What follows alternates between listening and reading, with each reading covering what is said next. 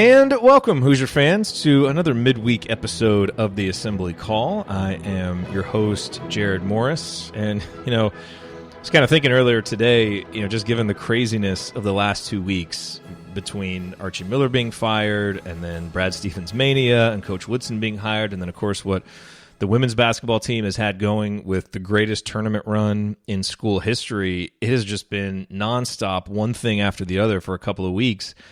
And today has kind of felt like the first time that we can all exhale a little bit, and just kind of take in everything that's happened, and maybe not, be checking Twitter every 10 minutes and looking at message boards and doing all that stuff and texting each other. It's unfortunate in some ways because the women's basketball team lost and their great season ended, but it's fortunate in other ways because the men's basketball program, which has just seemed so unsettled for a while, now feels settled, and whether you're fully on board yet with the Mike Woodson hire or still skeptical, we at least know what the vision is and we know what the direction is, and we can all kind of move forward. And that's going to be the topic of today's show. Good friend of the show, Mark Titus, obviously the host of Titus and Tate, former walk-on at Ohio State, but grew up in Indiana fan. He's been on the show many times. He did a great segment with his co-host Tate on their podcast talking about the Mike Woodson hire, and you might have listened to that. But I wanted to get Mark on and just have him expound some more on his thoughts about what he thinks about the hire, what he likes about it, what questions he has. He obviously has a close relationship with Thad Matta, what he thinks Thad will bring in his role. So really enjoyed the conversation with Mark, as I always do. I think you'll really like it. So that's what's coming up here. Before we get to that, there's a couple of things that I want to let you know about. A couple of products that you might be interested in. One of them is our friends at Home Field Apparel. If you listened to last night's postgame show, we did a postgame show for the IU-Arizona game. We let you know, and you might have seen this on Twitter from their Twitter account too, but they released a new shirt last night. It's a women's basketball shirt. It's their first shirt dedicated to the women's basketball team. It commemorates the 1983 team that was one of the best teams in school history. And you can see that shirt. You can obviously go to homefieldapparel.com and check it out if you want to, but if you just go to assemblycall.com/T, that will redirect you there. Literally just the letter T, assemblycall.com/T. That will redirect you to the shirt. And so you can pick up that shirt. You can pick up any of their other IU gear. And if you use the promo code assembly20, that's assembly20, you will get 20% off of your entire order. The other one that I want to tell you about is this company called Playbook Products. And the reason why I came to know Playbook Products is because Andy Bottoms, my co-host here on the Assembly Call, sent me a set of their coasters as a present. I think it was a Christmas present several years ago. And I love them. And so it's this set of 4 coasters. They're these black stone coasters. They look really, really cool. And each one of them has a famous play from IU basketball history on it. So the one that I'm holding in my hand as I talk about this right now, because it's sitting on my desk in front of me, is the Indiana-Syracuse game, 1987, the Keith Smart shot, which today, as I'm recording this is the anniversary of that shot. But it's also got the Watt shot. It's got the final play of the 1976 national championship game when Indiana secured the undefeated season, and the Kirk Hastings shot, which I was in school for when Indiana beat number 1 ranked Michigan State. So it's an amazing gift. It's great for yourself. It's great if you want a gift. And so if you actually type the URL in, assemblycall.com/PP, just the letters PP for Playbook Products, it will redirect you to their page where you can buy the coasters either in the stone or the leather version. They also have mugs, they have masks, they have a bunch of different things where you can get these play diagrams on them. And if you use that URL, assemblycall.com/PP, we actually get a 15% commission when you buy. So a couple weeks ago, a representative from Playbook Products emailed me asking if I wanted to do a Twitter giveaway. And I was like, yeah, I love these things.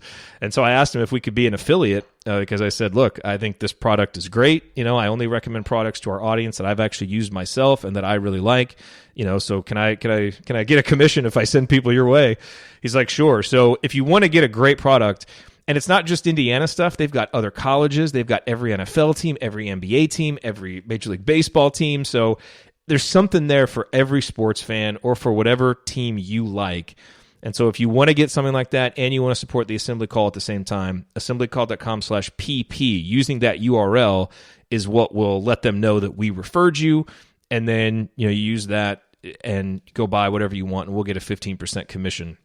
from that. I sent out an email about this a couple of days ago, and a bunch of people have bought it, and so it, every little bit helps from a revenue perspective for the show. And then the last thing I'll say is I've had several people who have reached out to me because we have the most generous and amazing audience in podcasting to ask how they can help support us. We always appreciate it when you do that.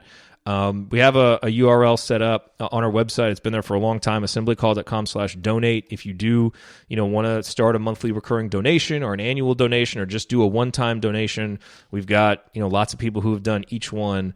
There's some options there for you. We haven't done one of our formal donation drives just because, it's just kind of been a weird year, and everybody's kind of going through some stuff, and we didn't really want to do that, and we didn't necessarily, need anything. And look, we still don't, but a lot of you have asked, and I really appreciate it. And so you can certainly do that. And the only other thing I'll say is if you want to join what I think is the best Indiana basketball discussion anywhere, go to assemblycall.com/community. That's our private online community.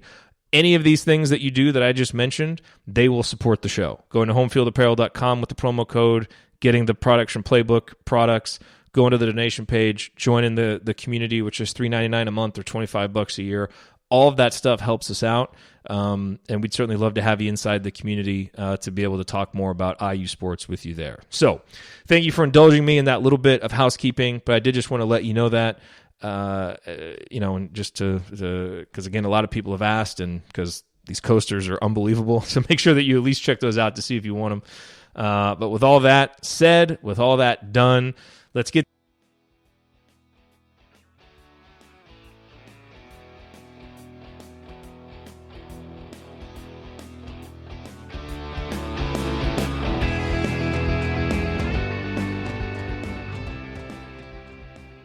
All right. Really happy to be joined on this episode of The Assembly Call by Mark Titus, one of the co-hosts of Titus and Tate, and a frequent guest here on The Assembly Call, I think we can say now, right?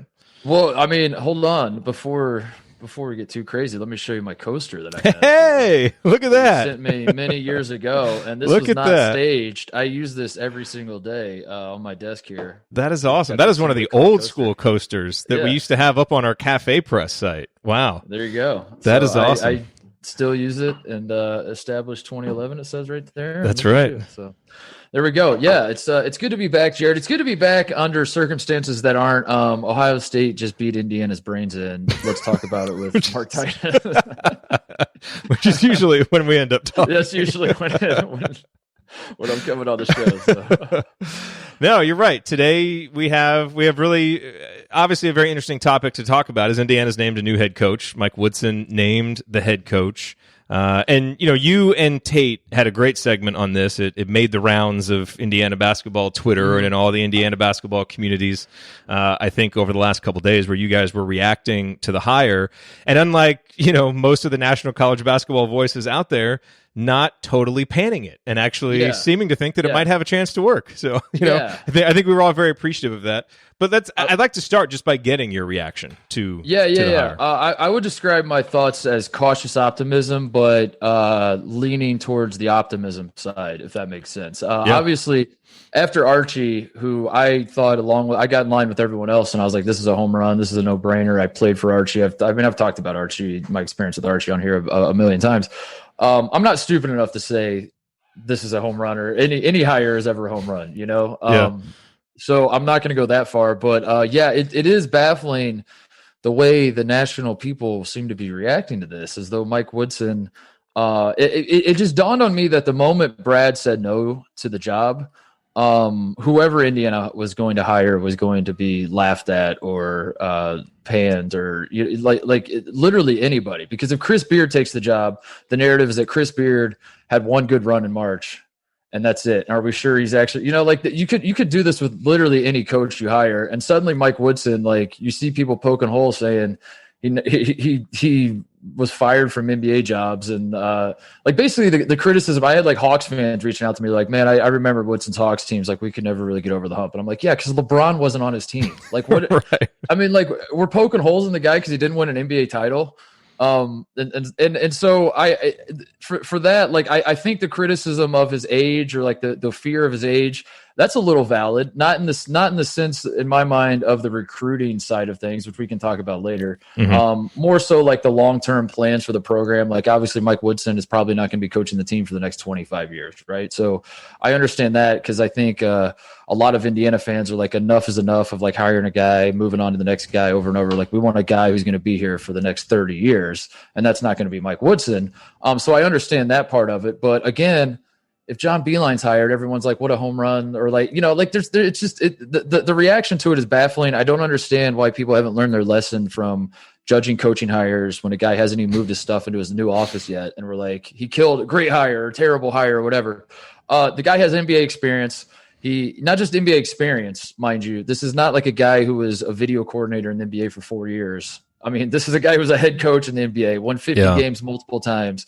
Turn the New York Knicks into a winner, for God's sakes. And he's in the Indiana stuff, which like I'm sure we could talk about, like being from Indiana and all that stuff that like doesn't matter to people nationally. That stuff matters, and you're seeing more and more of it. Like the move, obviously this move was in response to kind of the other hires. I mean, Juwan Howard's the one that people keep bringing up. But I think that stuff matters. I think like Juwan Howard crying in his introductory press conference, talking about being back at Michigan. I think Mike Woodson, the passion that he has for where he's from and the university represents, like that stuff matters, and it's going to shine through when he does go recruiting, when he talks about the program and all that kind of stuff. So, I'm not going to say it's a home run. I'm not going to say like, watch out, America, here come the Hoosiers, they're going to win, and more banners are on the way. I think that's stupid, but at the same time, like people that are killing it, it's like, I mean, you realize at a certain point, like they were just preloaded, like they had like their tweets ready for like Indiana's coach. This is a terrible hire. They were just waiting to plug in the name, whoever it was, Yeah, no, look, if anybody is trying to give a grade to the hire that is anything but incomplete, just don't listen to them, because that's the only grade that you can give to a hire. You have to assess, and I think you just unpacked, you talked about a lot of it, and we can unpack it now, some of the positives and the negatives, and some of the things that make you excited, some of the things that maybe worry you about the hire. And there's certainly a lot on both sides with Woodson. I think, the reaction by IU fans was really interesting. And I think a big part of the reason why it has started to swing positive and in a very positive way very quickly was when the news broke that Thad Matta would be coming along with Mike Woodson in kind of this new, associate athletic director for basketball role. And so all the stuff that you just talked about with Mike, I want to get to that, but I want to get to the Thad Matta stuff, because you obviously played for Thad Matta, know him well. And so I think you'll be able to give us some good insight on what Thad can bring in that role. Because I think that, the biggest worry with Mike Woodson is obviously he just doesn't have college basketball coaching experience. He's done everything else, but he doesn't have college basketball coaching experience. To you, what will that actually mean in a practical sense? Like, what is he missing that he doesn't know, and how can Thad Matta being there help fill that gap? I think one thing that Thad will be great at is just all of the other that comes with the coaching. Mike Woodson, obviously, I'm not worried about his X's and O's. I'm honestly not worried about recruiting, which we can, we can deal with that later. It's the being the statesman. It's being the what does it mean to be the face of the university and dealing with boosters and the politics. I mean, Mike Woodson is. People like I'll be honest with you, Jerod, I don't know who the governor of Indiana is anymore. Like, it's been a while since I've lived in Indiana. I don't pay attention to Indiana politics. I don't know. And the point is, like, Mike Woodson, for all intents and purposes, has now become the face of the state of Indiana. That's kind of how it works. That's what that job means, is like when you are the coach of the Indiana Hoosiers basketball team, you're kind of the face of the state, for better or worse. And I think all of that stuff is stuff that guys aren't always prepared for. And I don't know what that's going to look like. I'm not exactly sure what Thad's role is going to be here, but I'm with you that, like, the moment Thad said, I want to be a part of this, and he's going to be an active part, by the way. Like, this is not a situation where Thad's just trying to cash checks or whatever. Like this is a man who I know this because I talked to him about it all the time when I was at Ohio State. He loved IU. Indiana was his dream job. It's my understanding when he was at Ohio State, even, like, the one job that he could always interview for, like it was in his contract, was like Indiana, that he wanted to. Yeah, we didn't make this happen. Why? Yeah. like Thad grew up an IU fan. He grew up a Bob Knight guy. He grew up in Houston, Illinois, but I'm sure some part of him liked Illinois, but he was always like an IU guy. So I think the idea of Thad playing some small part and bringing Indiana back, or like, steering that ship towards what, because that is obviously the goal with this whole thing. He's going to be playing an active part. I think it still remains to be seen what it will be, but I mean, that part of it, I agree. Like having that on board in any capacity is amazing, because the guy, he in my mind is a Hall of Fame caliber coach. I think his career got cut short, and who knows what the hell is going to happen, and whether he probably won't actually make a Hall of Fame. But like, for God's sakes, like his resume speaks for itself. And he was coaching, if there were a Big Ten Hall of Fame, he's easily a Big Ten Hall of Famer. And he has experience coaching. Ohio State football is obviously king in Ohio, but it's a similar deal where like Thad Matta is doing the local Kroger commercials, and he's like, hey, come on, we need your support, Buckeye Nate. Like all that kind of other stuff that Mike Woodson probably didn't always do when he was in the NBA. And he's like, what do I have to do? I have to go where? Which guys do I have to shake hands with? And the recruiting part of it, of like, okay, like I don't doubt that Woodson's going to be awesome recruiting guys. Like you get him in a room talking to kids, like I think he's going to kill it there. I think he's going to be awesome there. It's more of like the strategy of like, how do we fill holes in our roster? Do we do what? And I think Thad's going to be great at that. Of like, listen, all right, so you have this point guard. He's a sophomore. He's pretty good. So what could end up happening is he could transfer to here, or he could go pro. These are, and like trying to like construct the bigger picture of the recruiting part, I think is something that Thad will be able to help, because those are things I don't think you think of. I think most people think of recruiting. It's like, I could sell the program to a kid, but it's like, you have to like strategize. Obviously it's not as simple as just Googling who are the best players in Indiana and then calling them. You kind of have to have an idea of, positions and what class and which guys are going to go pro, probably all that kind of stuff. So I think it's that little stuff filling in the cracks, so Woodson can stick to what he does well. And so I don't know if that's a clear answer, but I also don't think we have a clear answer quite yet. No, because we don't even know for sure, what the role is going to be. I think, one of the questions people have had is, okay, he's coming in this role. How long is he going to be here? Like, is he going to be here for a year and then try and get a coaching job? Like, what sense do you get about kind of what he wants to do in the future?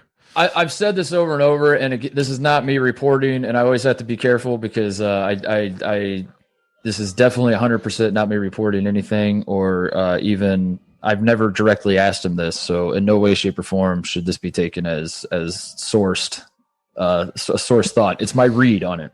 That I think my read is like, if Butler ever comes open, he might consider taking Butler back, like taking the Butler job. If LaVall Jordan, if they move on from him, or if LaVall Jordan decides he wants to, he goes somewhere, whatever happens there. If the Butler job comes open, Barry Collier calls him, I could see Thad taking that job. Otherwise, it feels like he was always 1 foot in, 1 foot out on everything else from talking to him. And just, I would ask him, because his name gets floated for every coach. I mean, his name got floated for Indiana, which I don't know how real that was, that he was ever going to take it. But I mean, he's one of the best coaches not working. It's just the health. I mean, if it weren't for the health stuff, the health. Every time I talked to him, I'd ask him, like, are you trying to get back? Like, how real? Like, Ole Miss was a school. Georgia was. I know they interviewed him. UCLA talked to him when they hired Mick Cronin, and I'm like, Coach, is this real? Is there something to this? Are you trying to get back into this? And every time he would answer these questions, he would start with one answer, and by the time he's done talking, he would end up at a different answer. He's like, yes, I love coaching so much. I miss it. I miss the relationships. I miss like helping guys, accomplish their dreams. That was so fulfilling for me and so awesome. And it's something I'm super passionate about, just like sitting on the beach every day and drinking beer and living in Florida. I'm passionate about that as well. And I love my life now. And you're like, whoa, which one, where are you going with this, Coach? Like, you started over here. I thought you were going to get back into it. Now all of a sudden you're talking about love and retirement. So my point is, I think this is a perfect role for him. I think he's going to be, because I think this scratches the itch. He's lived in Indianapolis this whole time since he's been fired from Ohio State. And he's got like the Indiana connection. Obviously went to school at Butler, coached at Butler. And I could see him doing this long term. I really could. Like, if you told me that, like, I genuinely believe that Thad Matta is in this for the long haul. What the long haul looks like, if that's 5 years But this isn't, to me, this isn't like a 6-month deal where he's like, I'll do next season and try to springboard into a coaching job.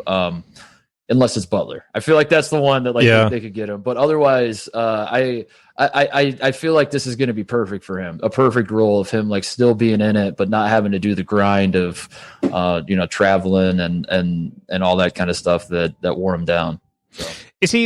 What's he like? Like, is he the kind of guy that just loves like, getting out on the court and putting a player through one-on-one drills, that kind of stuff? And I guess, to go along with that, and I don't really know this, maybe you can lend some insight. Obviously there are certain amounts of time that coaches can work with players, and certain coaches can do certain stuff, and only certain coaches can recruit, so he won't be able to do that. I wonder in this role how much actual basketball interaction he'll be able to have with the team or the players. I'm with you. I don't know how much of that he'll do, but what he is great at, what he is definitely Hall of Fame caliber at, and the reason he was such a great recruiter, and he did it without being dirty at all. And I'm not just saying that because I'm an Ohio State guy. I would defy anybody to find like a sniff of anybody who will say that Thad Matta was the opposite. Actually, like people would come to him, recruits would come to him asking for money, and he would just immediately be like, "Never call me again." And but the reason he was so successful recruiting is because the one thing that he is great at is relationships, because he gets it. Like he's a guy who understands that the reason he's in this business is to build like I texted him when he took the job, and he texted me back, and I couldn't believe it. Like I was stunned. I was on the low end of the totem pole of Ohio State basketball. I do not matter whatsoever. I won Thad Matta 0 games. I made that man $0. I did nothing for him in terms of whatever. And he reached back out. He just said thanks. Like I'm excited for the opportunity, all that kind of stuff. And the point is like, that's just the kind of guy he is that his wife, Barb, she still interacts with my dad and my mom, and in Indianapolis, like they talk to each other all the time. That's who Thad Matta is at his core, is just like a relationship guy. And I think he's going to thrive in that role of, that really is what gets him out of bed in the morning, is taking a guy like Evan Turner, who shows up at Ohio State as like a 3 or 4 star recruit. He's like, barely in the top 100 of recruiting classes, and sitting Evan down and saying, like, what are your goals with this, with basketball? What are you trying to do in life? All that kind of stuff. And by the time Evan Turner leaves Ohio State, he's a National Player of the Year and the number 2 pick. And and he was like sort of a head case when he got there. And like by the time he left, he's like a little less of a head case, and those sorts of things are what makes that awesome. When he ultimately was let go at Ohio State, his wife set up a deal with she just reached out to all the former players. It was like, we would love it if you guys could come over to the house. We want to surprise him with a party. And awesome. I tell you, Jerod, guys flew in from all over the country. All the guys were like moving everything in their schedule, flying in from all over the place. She said, like, we want you guys there for a couple hours. We stayed until the early hours of the morning and just talked all the story. And that's just the kind of guy he is. And it'll be the same, if Barb does that again, she's like, hey, we want to get together and we want you guys to come to Indiana to celebrate Thad taking this job. I guarantee you, Greg Oden's dropping everything. D'Angelo Russell would probably drop everything. Like all these guys that he's coached are like, I'll be there. Say no more. And so that's what that brings. And I think he will kill it with that. And I don't know how much interaction he can have with players and whatever, but as far as like the Indiana community, he is going to knock it out of the park with that sort of stuff. So.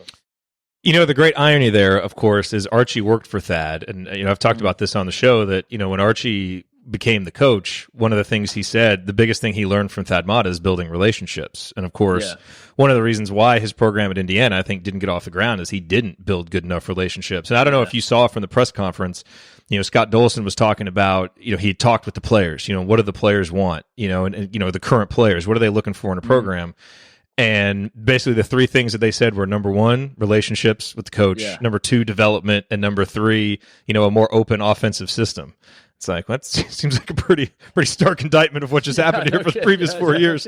But I want to talk about that a little bit, though, because, Mike Woodson, when we started to hear his name and I started to kind of do some more research on him and, listen to some of his former players and guys who had played for him, that's one of the big things that came up is relationships, and he gets people. And now, you're talking about that with Thad Matta. So I can see how some people might listen to this and be like, all right, so everybody's going to be friends, they're going to know each other. How does that lead to winning basketball games? And, you look at how college basketball is now, and the transfer portal, guys are going to be able to move so much easier. It does kind of feel like we're entering an era where that culture and the belonging and the relationships with the coaches and the other players is going to make a huge difference in keeping rosters together. So can you speak to how important that is to actually leading to wins on the court, that you have these people that are great at building relationships? Yeah, I mean, I would agree with you. Like in an era where transfers are so prevalent, and I guess that would the thought there would be guys are unhappy at whatever school they're at, and they're probably looking for, that's where the relationship thing comes in. You look for a guy you have a strong relationship. Ultimately, what I think these guys want, and obviously I'm way too old to try to have any understanding of what 16 and 17-year-old kids being recruited want, but I would guess that like you want to play for a coach who, when he tells you I have your best interest in mind, and like you believe him. And far too often in college sports, there are coaches that say that, and what they really mean is like, I have my own bet. I want to win games so I can make more money and I can, parlay this into a contract extension or a better job somewhere else. And that's where when you have guys like Thad Matta, who he is 100% a guy who would rather lose with guys he loves, which Indiana fans don't want to hear. You don't want to lose at all, but you'd rather lose. You have to learn to lose with guys you love before you'd rather do that than win with guys you hate, and that sort of stuff matters. And that, I was at Ohio State at a time, it was the peak of Ohio State basketball. That was the great, like, as good as Coach Holtman is doing with the program right now, he hasn't come close to, and that's not an indictment on Coach Holtman, it's just to speak of like that run we had was unbelievable. And it's the best run maybe in Ohio State basketball history. And the common thread between all of that was just the relationships between the coaching staff and the players. And we weren't always the most talented team. Like in 2010, my senior year, we ended up getting a 2 seed. We lost in the Sweet 16, but we won the Big Ten that year, won the Big Ten tournament. And Evan was awesome. Evan Turner was our best player. He was great, but we didn't have any 5-star recruits on our team. We didn't have, we had John Diebler starting, for God's sakes, and he was one of the best players on the team. And that says enough right there, like John Diebler. No, I like to make fun of John whenever I can. No, like David Lighty and John, I think Evan was. Don't make fun of people who can shoot on an IU basketball podcast, because we'll take all of them. If I remember right, I think Evan was the only NBA player we had, and he was great, and he was National Player of the Year. But the common thread through all those guys is they're brothers. We were all super, super close, and we won games because of that we had no business winning. And I that's not just like coach speak or whatever else. Like, I genuinely believe that every single one of those guys could look in each other's eye and say, like, I have your back, whatever. Coach Matta, when he would yell at us, like, he didn't yell often. And when he did, we knew he wasn't just coming from a place of just like being angry. He was like, actually, I'm yelling at you because this isn't good enough. And I want to make you bet, so all that kind of stuff matters. And a lot of coaches can say it, they can't back it up. And I obviously didn't play for Mike Woodson, but you see the things that people that played for him are saying, and how excited they are for him and all that kind of stuff. And I don't know, that's a tell to me. That certainly carries more weight to me than a blue check mark that lives in New York City tweeting, I don't know about this, I heard. The other kind of narrative that's been out there is, this whole idea of, okay, well, if Mike Woodson wasn't an IU grad, he wouldn't even be considered for this job. Yeah. It's like, okay, maybe, sure. But he wouldn't have considered it also, on the other hand. And right, look, I get that. I get it in the sense of, look, shouldn't we be looking for the best coach? Regardless of where he went, shouldn't we be looking for the best coach? And I agree with that. Like, you should get the best coach for Indiana. But I also think the fact that he did go to Indiana, and the fact that we've spent 20 some years talking about, we got to get the family together and let's bring in the ex players, and and that just hasn't happened. Everything's been so fractured, and it was clear. If Indiana went with Mike Woodson, the family is getting back together immediately, and that's exactly what has happened. And people would say like, well, any coach can reach out to those players and do it. It's like, yeah, they could, but they haven't, and it wouldn't be as immediate as if you just hire Mike Woodson. So, what is the value of that? Like, what does that matter? The fact that Mike Woodson's an IU guy, you're all the ex-players are going to be back around the program now. How does that impact winning? Yeah, I think, you're seeing it with, again, Juwan Howard. I understand, like, mentioning Juwan Howard's name after the Mike Woodson hire is becoming cliche, obviously, but you do see the impact of that hiring an alum, an alum that carries gravitas around the program. that kind of stuff matters and it rejuvenates. And I understand like a lot of the younger listeners of your show are probably like, I didn't even know who Mike Woodson was before. Like this is a move for the boomers, like the Indiana, the old heads. They're probably excited, but why should I, if I'm 27 and I go to IU, why am I excited about a guy that played for Bob Knight? And why am I excited that like Todd Abernathy might be excited? Or like, like who cares? Who cares about those old heads? Like we got to look forward to the future. But I think that stuff matters in terms of, uniting the family. Like having Knight back last year it was not insignificant. That's because huge. There is a divisiveness of. I've said this about Indiana basketball for the last 20 years is that it's been an identity crisis, and that's not. This isn't me attacking the fan base like other national journalists are wont to do. It's me. I do feel like Indiana has had both the pole of like we have to go back to what we were, and also the like we should be doing what John Calipari's doing at Kentucky. Like we need to just be trying to land fight. So you have like some people are saying we got to stop, not try to recruit, just recruit like the Jordan Holes of the world and try to win games that way. Mm-hmm. And other people are like, we should just go national and be trying to get Zion Williamson to Bloomington. And who cares if he leaves for a year, just run it back the next year. And it feels like the solution has always been like somewhere in the middle where you're getting like the worst of both worlds and trying to like patch it together. Yeah. And there's never been an identity with Indiana basketball the last 20 years. I mean, that is the stark contrast to me between Purdue and Indiana is that when you see Purdue on your schedule and you're a Big Ten team and you see Purdue, you know what you're getting. You know what Purdue basketball is. You know the type of player that Matt Painter's bringing in. I can tell you if Matt Painter's still the coach at Purdue in 10 years, I have a good idea what their team's going to look like and what their program's going to look like. Indiana, it was like, I don't know. Who the hell knows? We'll find out together. Let's see what this team looks like. And I think that Woodson and if it, on a surface level, it looks like you're going back, and it looks like this is a move to like hearken the days of the 80s and 70s and whatever. I don't see it that way. I see it as both. That's why it's so impactful to me. Is that obviously he is bringing back the old heads and like getting them excited about the program again. But the man is connected to the current NBA. The man invoked the name Wesley, Worldwide West. He mentioned Worldwide West. He's tied in with CAA. Like he's got like all these guys. Like so in that regard, like it's a perfect. If you're trying to bridge the gap between old and new and all that stuff, I don't know. It's easy to say he's 63. He's old. Get him out of here. But I think it's a perfect move. I think in that regard, it brings it back. And I think that stuff matters. And as it pertains to like the state of Indiana, I mean, my God, I don't understand how the recruiting part. I mean, can we talk about that for a second? Because like that is the thing that's the thing that I've gotten hot about over the criticism of the hire that like Mike Woodson won't know how to recruit or whatever. Mike Wood, like this is going to be insane. First of all, the brand Indiana already recruits itself in the state, as we know. I mean, I said this on the podcast I did after the hire, but maybe it wasn't entirely true. I was probably trolling a little bit, but I do believe it in a lot of ways. That even the kids that go to Purdue wanted to go to Indiana.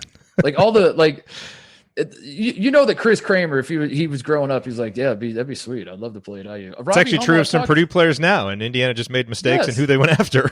Yes, like Robbie Hummel, I've talked to him about it. He's like, yeah, I went on a visit to Indiana, and I was blown. Like I'm in Assembly Hall, like, oh my God, this place is unbelievable. And that it's.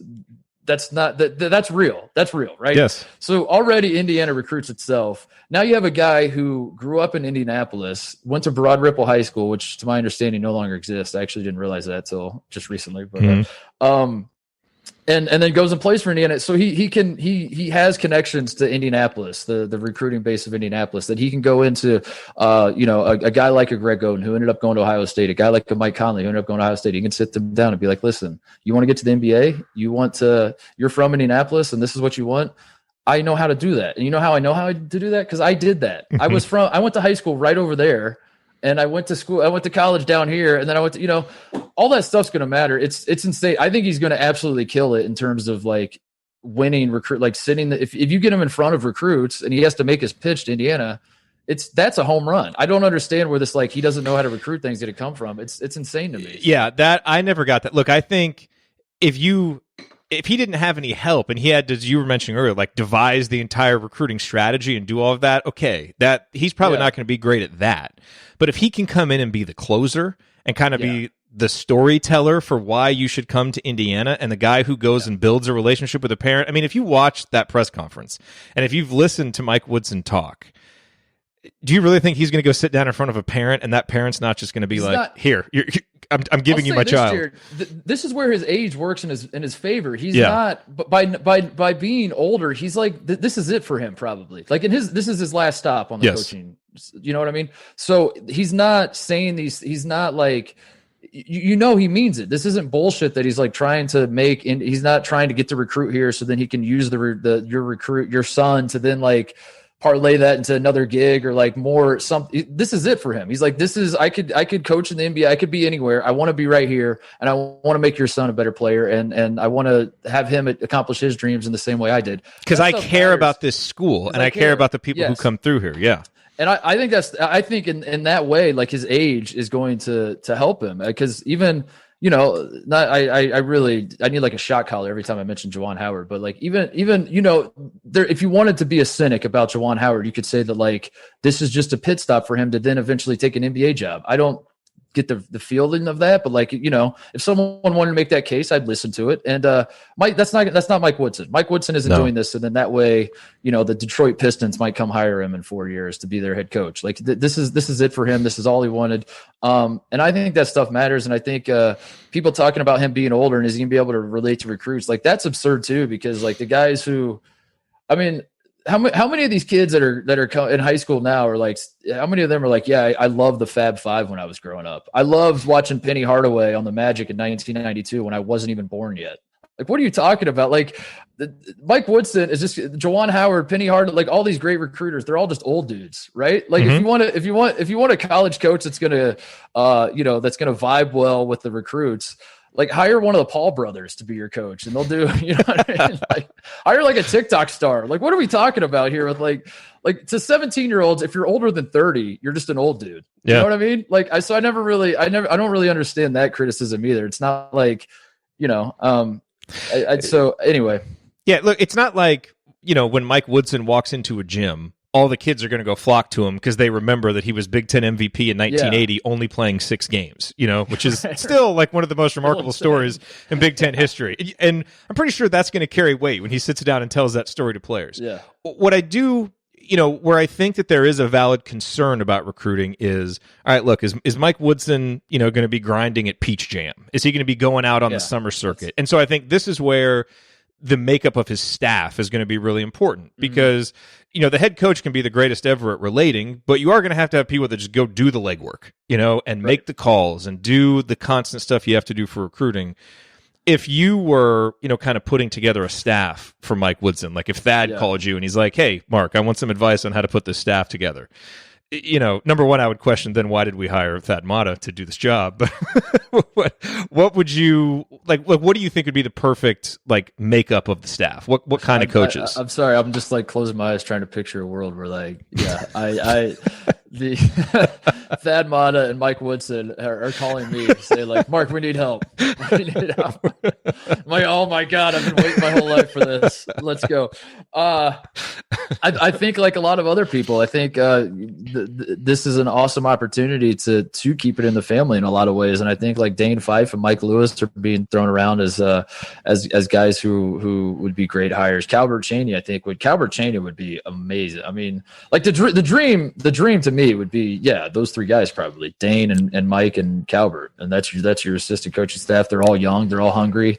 Dane has been in the Big Ten for a while now, and he wasn't an Indiana guy growing up, so maybe that's helpful in some ways where it's like he's not necessarily fully drinking the Indiana Kool-Aid like Mike Lewis probably is, like I am. So that could be helpful in a lot of ways.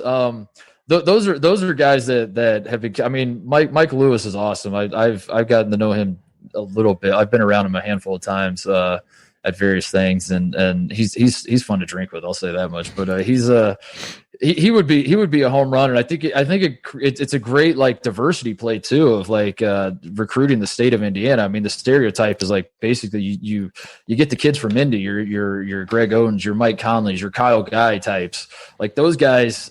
lock in those guys. Use Mike Woodson as the guy from Indy that can do that. Use Mike Lewis as the guy that's like going after the Jimmy Chitwood types. Put them together and let's go. And let's I did love that Woodson. I don't think it's true. I think you said something about this. Like it's probably a little hyperbole, but I do love that. Like there's the sentiment of like we don't need to recruit a single person outside of Indiana. Let's just get them all from Indiana. We're getting every single one of them. That's not true, but I love the idea. I love where his head's at. So yeah, anyway. No, it's that's going to be interesting, and it does seem actually kind of likely that Kenya Hunter might stay on the staff. Yeah, he one would be awesome one of the too. current assistants. So. And my dream, Calbert Cheaney is my favorite athlete of all time. I mean, I love Calbert Cheaney. And the two greatest players in IU basketball history who have not hung banners are Mike Woodson and Calbert Cheaney. Both of whom were on teams that were ranked number one that probably should have, and injuries kind of derailed their seasons. And to me, it was kind of the fuzziest reason to kind of make the case for Mike Woodson, and because I wrote an article a week and a half ago, basically trying to take the devil's advocate position, and it was, the 5-point argument in favor of Mike Woodson, which has been a lot of the stuff that we've talked about now, and one of the points was he's going to be motivated, and a lot of people kind of laughed at that. Like, well, isn't any coach going to be motivated if they come take it over? And it's like, yes, they will be. But I don't know. I kind of feel like there's a next level when this is home and you kind of feel like you have unfinished business there. I feel like there is kind of a next level of not necessarily maybe that he'll put in more hours than another coach would, because coaches are all crazy and they're all putting in hours. But there's something more, a different emotional attachment to the job, maybe is more what I meant. And I think that's going to be able to be conveyed both to players and to recruits in a way that I think one of the reasons why Indiana fans have had trouble connecting with recent teams is it hasn't felt like there's a great emotional attachment either from the coach or from the players. It's been like a bunch of guys going through the motions. It's crazy, man, because I thought Arch would kill that. I really did. Yeah. I thought because I don't know. I really thought he would. But yeah, I'm with you because every coach is motivated, but what are they motivated for and what are they motivated by is the question. And a lot of them are, Mike Woodson he's going to have the internal, like, I want to be successful because I'm a man in a position where people are looking at me to be successful. And like, there's that, which every coach has. But he also, the things we're talking about, like you got the pride for your state, for your university, and you have an opportunity in front of you to become the legend that maybe you did on an individual level as a player. But as you said, he was in between national titles. He came right in the weird gap of dominant Indiana teams and never did get to hang his own banner. And I don't know. I guarantee he hasn't forgotten about that. That's a theme that you find through every guy that's played basketball. Is and part of the reason I love college basketball. You can grab any NBA player, anybody that's played in the NBA for 1,000 years, sit them down and talk to them about their worst losses. And if they played college basketball, if they played an NCAA tournament, it's probably that last NCAA tournament game where they didn't win the national title. That's probably the one that hurt the most for them. And that's they don't forget that. You're motivated by that kind of stuff. So I'm with you. I think this stuff matters. And I think, I'm excited, man. I really am. I think Woody's going to kill it. I think it is great for the program. And I think, the people that are saying that this is like, that they're scratching their heads. I think they didn't really think about it. I think they just saw Mike Woodson. They saw a guy who they remember like LeBron beating when he was at the Hawks or something. And they're like, that guy, come on, who's that guy? And you start like sussing out who he is, where he's from, his story, what motivates him, all that kind of stuff. And it's perfect. And as you said, maybe Indiana doesn't care about him if he's not from Indiana, but if we're playing the what if game, I mean, like that's part of it. That is part of the appeal. That is what makes Indiana basketball go. I love being from Indiana. I love Bloomington, Indiana. I love everything about it, but I also understand that like without the mythology of basketball in the state, maybe the program probably doesn't matter that much. Like you're probably not getting kids to care about IU if not for like the passion for basketball in that state. So finding a guy who can harness all that, and understands it and isn't full of crap when he's telling people like, I get it, there's value in that. And I think it's going to be awesome. So yeah, I think there's been kind of a lack of open-mindedness and a lack of imagination, I think, in thinking about this. And this is where I really credit Scott Dolson, because this is clearly, one of his top options. You know, I mean, after Brad Stevens, it looks like it was the option that he preferred. That's so weird, isn't it? That like it's being portrayed as though like Woodson was playing Jay. You know, I don't understand. Yeah. I mean, but right? see, like, but that's what I mean by a lack of open-mindedness and a lack of imagination. Because I think everybody thought, all right, man, we've been down for so long. We've got to get a guy who's proven in college so that we can just pick him up, take what Scott Drew did at Baylor, put it here, and we'll start getting that. Yeah. And this is so much different because he hasn't coached in college. And I think people look at other examples like Patrick Ewing and Chris Mullen and Penny Hardaway and even Juwan Howard, and they look at it and are like, well, man, boy, this usually doesn't work. And, the thing to me, when I look at that, it's like Patrick Ewing didn't have head coaching experience before he took over. Chris Mullen didn't have head coaching experience. Mike Woodson's 9 years as a head coach, taking two franchises that are historically not very good to basically their best tenures in the last 20, 30 years, that is going to matter. And I think people are underplaying that. It's right. My co-host, Ryan and I, this is probably the point that we've disagreed on the most is, he'll say, well, he's under 500 as a coach. And if he was such a great coach in the NBA, why hasn't he been hired again? And that's fine. Those are facts. But to me, they don't provide the full context of what that experience will actually mean when he comes back to being a college head coach. But also, like when Brad was the guy, and we were talking about maybe getting Brad to Bloomington, the conversations were like he would never do it because the NBA is the pinnacle, and the NBA is like a whole nother level of coaching, and it's where if you really have to prove your worth as a coach, and it doesn't matter what you do at college if you can't do it. Like these were all the things you were hearing about NBA jobs. And now all of a sudden you take a guy who has been a head coach for many years and won a lot of games. And yeah, sure, he's under whatever. But why are we pretending like college is now harder? Like shouldn't like a guy who had success, like some modicum of success as an NBA coach, like I wouldn't say his NBA coaching tenure was a failure by any stretch of the imagination. No, not at all. It might not have been a home run success, but like we'll call him an average NBA coach. So shouldn't like by the framework we've laid out about coaching, like shouldn't he now for God's sakes, like the guy is stepping into a conference like where he's going to be coaching against like Greg Gard and Fran McCaffery. Like what are we talking about here? Like you know what I mean? Like it's. Like, how much is Mike Woodson going to laugh when he watches Iowa play defense? You're looking at him and you're like, if he's such a great coach, how come LeBron beat him in the Eastern Conference Finals? And you're like, he's coaching against Greg Gard and Chris Collins. That's like who he's going up against now. Like we've reached a point in the Big Ten where Matt Painter is like an elder statesman genius. That's where and I don't think Matt Painter is a bad coach. I don't think he deserves his flowers in a lot of ways. But that's the landscape of the Big Ten is that Matt Painter is kind of the guy right now. Matt Painter, a guy like he's been to 0 Final Fours. Like that's where we've arrived as a conference. And so I don't, this idea that like Mike Woodson is going to be in over his head coaching college basketball. Are you kidding me? When like all you have to do, like, I don't know. It's preposterous. It's like the guy turned the Knicks into a winner. You think like he's sweating seeing Chris Collins on the other bench? It's ridiculous. Well, when you put it that way, I mean, for real, like it's like I don't understand.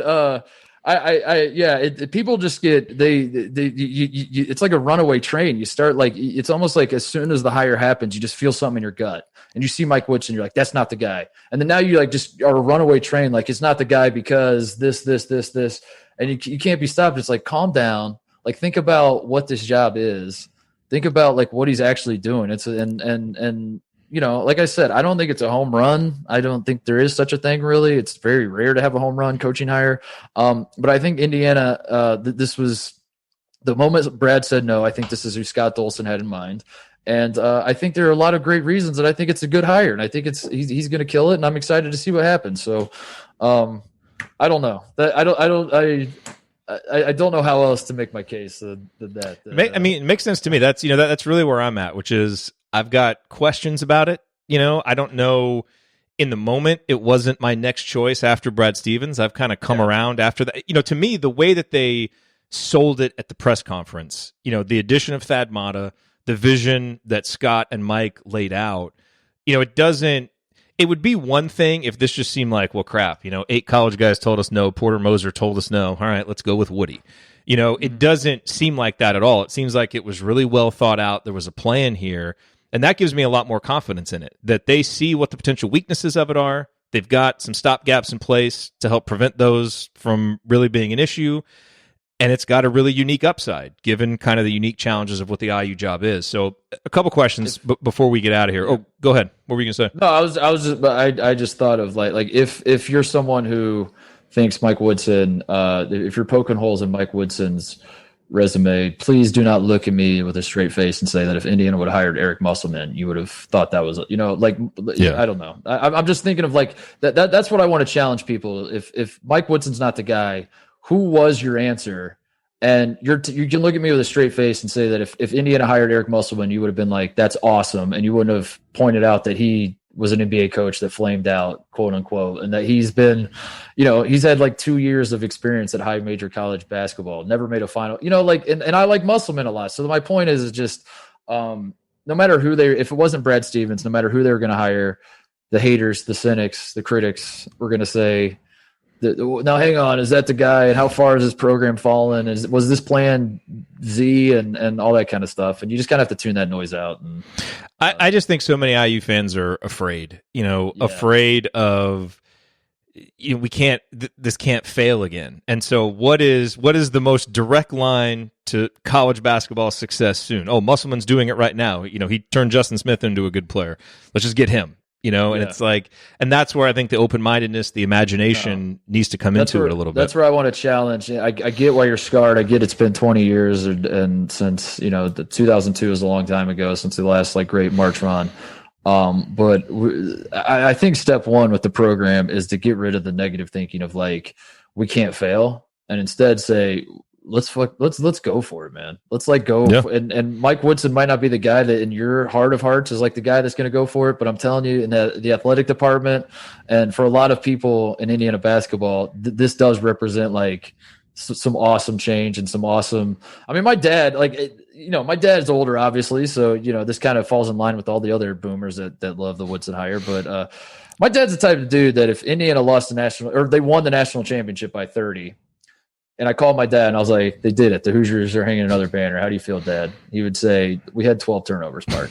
We got to take care of the ball. But, I like to see that number down to 9. That's how my dad, I don't know. He's just wired that way. And I called him and he was over the moon. He's like, he literally said the words, Woodson's a better hire than Brad would have been anyway. And I was like, all right, Dad. But he's like, no, think about it, Mark. He's going to, he was going on. And I don't know. So, that's that. I guess I'm. That's how I feel about it. Also, if you're Trace Jackson Davis and you're trying to decide between, okay, do I get my professional career started or do I stay and give this guy, another chance for another year? Even though I don't know what the offensive system is going to be, I may not get 30% of possessions again like I did under Archie. Yeah. This is a coach that didn't recruit me. How are you viewing it if you're Trace? Yeah, I guess there's so many factors that go into it, but I get it. We're just gonna have to. I mean, obviously, he's gonna have to talk to Woody and see what the plan is in that regard. But yeah, I mean, it was awesome that Trace got so many touches and he could put up monster stats, but he didn't really showcase who he could be at the next level. I mean, his talents weren't utilized because no one could hit jump shots and teams were triple teaming him, and it was just kind of a cluster. His whole season was just a cluster down below the rim, and he'd grab rebounds and go up against triple teams and get and ones. And it's that's cool, but what NBA scout is watching that saying that's our guy. And I guess if I'm Mike Woodson, I make the pitch I am an NBA guy. I know what the modern NBA big looks like. I know what you need to do to get to the next level. You're not there yet, because he's not. I mean, Trace Jackson Davis is not going to be a lottery pick if he does decide to go out. He's not going to probably be a first round pick by any stretch of the imagination. So, if I'm Mike Woodson, that's my pitch. Is because again, that's where the relationship part comes in, and it's going to be maybe difficult to get a kid to trust you that fast. But if it's something that comes across, and he's I genuinely care for you as a person, and I want to get you to where you need to be to achieve your goals. Yeah, I mean that's that. If I was Trace, that's what I would do. Is I would sit down and really give him a chance, because it's very tempting to go for it early and want the money and get out. But I don't know. I like to see guys have long-term plans and visions and all that kind of stuff. And I don't know. So I don't know what those meetings are going to look like. Trace might get fewer touches next year. If he does come back, the offense might not be, they're probably not going to treat him like Shaq in his prime, where they just dump the ball down to him and say, you do everything. But that's probably better for his NBA career, because he's going to be able to showcase more things, and hopefully guys can hit jump shots and spread the floor out and give him more room to, showcase what he can do. So, no, it'll be interesting. It'll definitely be interesting to, especially all these guys that are in the portal, to see what they decide. And, yeah, I don't know how many of the guys. I did feel like the roster was okay in a lot of ways. Like you could obviously make it better, but I don't know. I liked the team last year, and I talk to you about it all the time. I was like, I think they're close. I don't think they're that bad. A lot of us did. Yeah. So I don't know. It's going to be fascinating. It's just, man, you gotta find someone who can shoot for sure. Well, no, for sure. And look, I think you see what Justin Smith did leaving and going to Arkansas. And, he's better as a player, but he was mostly the same guy. He was just in a system that was more free, that he liked more, and that kind of allowed him to do the things he was good at. And it really felt like that wasn't the case last year with Indiana. And I think a lot of these guys are talented, and I would love to see him in a system that is just set up a little bit differently, and where they kind of feel a connection to what they're doing, because last year it didn't look like they felt like that at all. I know. So I would, my first move as coach is I don't know. I would give every single guy that's still there, I would just tell them, like, you have an ultra green light. Like, in practice, I don't know. They got to just get that out of their head. It was the wildest thing. I won't forget seeing Leal, Indiana Mr. Basketball. I was in Asheville, North Carolina. I'm sitting courtside for the Maui Invitational, and Anthony Leal comes off a down screen, catches the ball, and no one's within 10 feet of him. He's wide open, does not even look at the rim. And I texted my dad immediately, and I was like, did you ever imagine a world in which an Indiana Mr. Basketball who grew up in Bloomington, Indiana, would come off a down screen and catch a ball in a wing and not even look at the basket? I was like, this is sacrilege. This is not Indiana basketball. What are we doing? Yeah. And so I don't know. I just want to see the guy, shed that. Every time you touch the ball, if a guy is a foot off of you, you're open, shoot the ball. I don't care. Just train yourself to shoot the ball, be confident, shoot, and go from there. So I don't know, but no, I'm excited. I think this is I'm cautiously optimistic, as I said, but not more so optimistic than I am cautious, if that makes any sense. So absolutely. Anyway, any chance of you getting down to Bloomington next year for a game? Oh my God, are you kidding me? I'm so excited. I figured. Also, especially after shout out to all the IU fans, by the way. I have been fighting a lonely fight on the national scale about the status of the Indiana job and program and what Indiana basketball means and all that kind of stuff. And I don't know, the Hoosier faithful have been showing me love back, and it's been fun. It's been a fun few weeks, and I tried to meme Brad home. I gave it all I could, Jerod. You did. I really did, but I think boy did I try. But I think we're happy with what ended up happening, and I don't know. So yeah, I will definitely be in Bloomington, because I love Thad. I love, it's confusing to people that I went to Ohio State, and I still love IU, and they try to make sense of that. But I don't, as I've said all along, you're a Hoosier. If you're born and raised in that state, you're a Hoosier, and you always will be. And my promise to everyone listening is, if I get in front of a microphone in a public forum and say that my Hoosier roots no longer exist, because that was when I was a kid and now I'm a masshole, please never let me step foot back. Oh gosh, please never. Man, that's my promise to all Hoosiers. I will never say those words. That is a twist of the knife. That is one bridge too far for me. So I don't care where I could live on Mars, and I will always be a Hoosier. So I'm definitely going to be back in Bloomington a lot, and I'm excited to get COVID playing Sink the Biz. Yes. Oh my God. Absolutely. Absolutely. All right. On that note, that's a good note to end on. But yeah, hopefully our paths cross when you're up there, because we didn't get to do our annual trip up there. Because I don't live in Bloomington, so we try and get up there once a year. Couldn't do it last year, so I can't wait. I was worried what. I knew, look, you couldn't have Archie back because it was kind of a dead program walking, and there would have been no enthusiasm. And then as the coaching search winds around, it's like, who are they going to end up with? Now that you have who you have and you see the enthusiasm that's there, I can't wait to get to Assembly Hall next year because I think it's going to be awesome. Just wait for that one. I mean, when Woodson gets his version of the Watford shot, it's away we go. I mean, it's not going to be that magnitude. You can't really top like a number one team that ends, and it's Kentucky. Like that is kind of an unfair expectation. But just wait for that first game where it's a packed Assembly Hall. It's a top 5, top 10 team, whatever it is, on like a Tuesday night at 9 p.m. tip. Yes, ESPN's in the building. And the place is rocking, and the Hoosiers, like, no one really, they're unranked because like it's new coach, like how good are these guys? They didn't make the tournament last year, and they pull off the win, and the place goes crazy, and away we go, and that's it. And Indiana basket, and we're back, and we're printing the shirts again. Everyone's getting their old "We're Back" shirts from the Crean era and dusting them off and putting them on again. And like, here we go, baby. Somewhere Tom Crean is celebrating in the concourse. Oh man. Mark, thanks for coming on, and thanks thanks for fighting the good fight and being a lone voice out there that is reminding people that we're not crazy. It's the passion of the fan base that keeps this program strong. I am happy to I'm jumping on a plane tomorrow morning to fly back to Indy for the Final Four, and I'm so excited to just like breathe some Indiana air and get